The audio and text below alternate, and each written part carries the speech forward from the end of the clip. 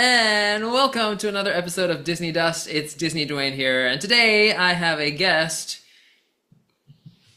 This is Greg Gould, and the background doesn't do very well when there are two people, so we're gonna disappear in and out like what you're seeing on my shoulder. But anyhow, so we're here to talk about Moana 2, which is the sequel to Disney's Moana, which incidentally has a live action adaptation next year. Too much of Moana, maybe. I don't know. Anyways, thoughts coming up. You're going to hear from Greg as well. So what do we think about this particular movie? We just caught it in the cinemas. Also, no spoilers for now, but if we're going to get into spoilers, we will. In any case, you should be here after you've watched the movie. Okay, so I thought, was this movie deserved? Well, first of all, we need to know that this movie was made as a result of it actually first wanting to be a TV series on Disney Plus. And that's why they didn't get Lin-Manuel. I think the TV series budget was a bit smaller. They've gotten two new composers, both female, and they are Emily Bear as well as Abigail Barlow. And they've written the songs. Good job. I think they've kept in tradition with Lin's style. There are some of the old songs that there's a flavor of that coming back as well. And basically, good job, but I would still say the first movie was better in terms of, even the plot, right? In terms of the strength of the songs and how related they are to the characters. This one was a little bit kind of all over. I felt like, let's talk about the opening song, right? Like, I'll get your thoughts in a moment. The opening song was sort of like, we are the people of Motunui, or it's like it was very referenced towards like them talking to someone else, but like really, but who are they talking to? I mean, I'm sure the audience, but then, like, for example, in the opening song of Beauty and the Beast, Belle is talking like how she normally would to herself, like, there goes the baker with his tray like always. So this is like a little bit weird, right? And then we had songs sung by Nicole Scherzinger, is that her name? Scherzinger, who is in Broadway, who's in Sunset Boulevard at the moment, playing Norma Desmond. She was amazing, but that song seemed very out of context, out of style. She did talk about finding another way to do things, so maybe the song was the other way that sounded like everything else. But anyhow, overall thoughts on the songs, Greg? What did you think? I thought that the quality of the songs was lacking compared to the first movie, but overall, I really loved the solo performance of Moana as she was discussing her role as a navigator and explaining her purpose and her destiny. And that was a really beautiful song filled with some lovely crescendos and melodies, and that really captured the essence of the movie for me. They've also added like 3 years to her, if you noticed. They aged her 3 years. And that song... She didn't look that old. She didn't like that. No. She's just lost a little bit of baby fat, I think. I think that song that you're talking about is not so much that we're back, right? That song that she sang was Beyond. Yeah, the song Beyond. What did you think about, I know you're more into like observations of history and how things are depicted visually.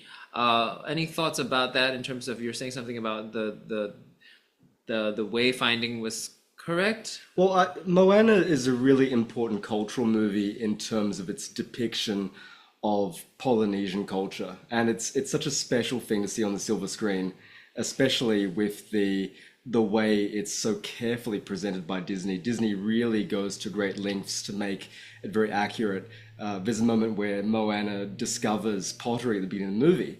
And this pottery is very distinctively Lapita style pottery from Melanesia, from the 11th century or thereabouts, and it's stunning to see this very accurate depiction.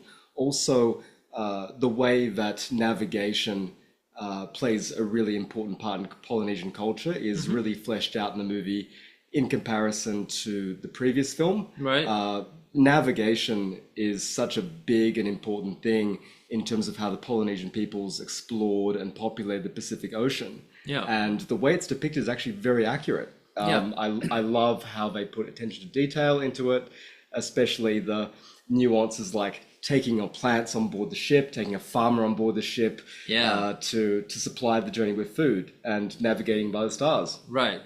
your shirt is navigating two big stars.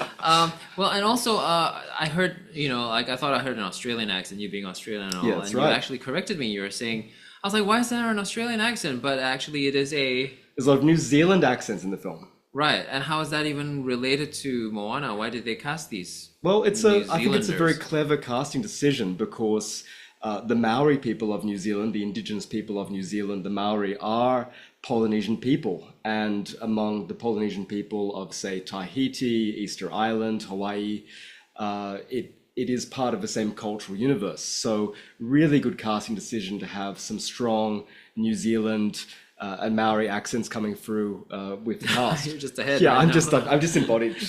I hope that's not too distracting. Yeah, that's so interesting. Everything about that. But I guess some reviews have also said, and just in general, and we're getting into some spoiler territory here.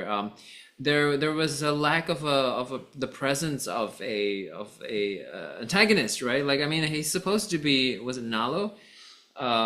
But he never quite appears, and it's like this whole thing, she's just journeying, and I feel like even I'm so happy that the Kakamora appear, but even we finally find out that they're not actually that mean because they're looking for their way home too. But at the same time, it's like it sidetracked a lot, I felt, and once we got there, unlike the first movie, we don't see the villain, we don't see anything. There's no interaction at all.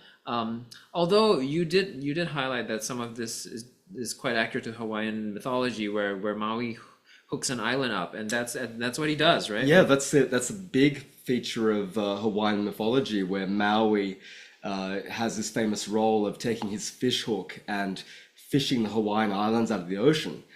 So the movie has this big culmination or climax in that, which is wonderful to see represented, a huge mythological statement. But Yep. I didn't get that final confrontation, this battle between gods or demigods. Yeah, and also like I didn't quite understand the world of magic and how it worked, or how these strange mystical things work, and like she could talk to her ancestor, she could talk to Grandma Tala. Grandma was a force ghost. And there were just things I can't remember what they were, but she got the hallucination where her sister appeared and started talking to her. And there's some things just that make sense. Like Maui also said, like, oh, what are you doing here? You're gonna die. This is why I didn't want you to come along. And then shortly after, he sings we is it called, what is it called, Wichu, Weehu. What is that song he sings? Yeah, anyway, so I have it right.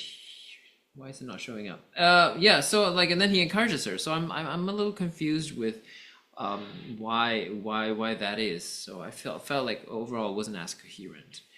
Yeah.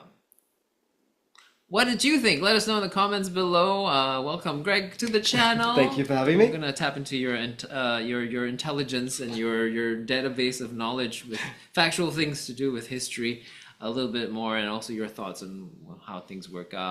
Let us know in the comments below. Don't forget to give us a subscribe, and of course thumbs up and all that kind of thing. And catch you in the next video. Have a magical day.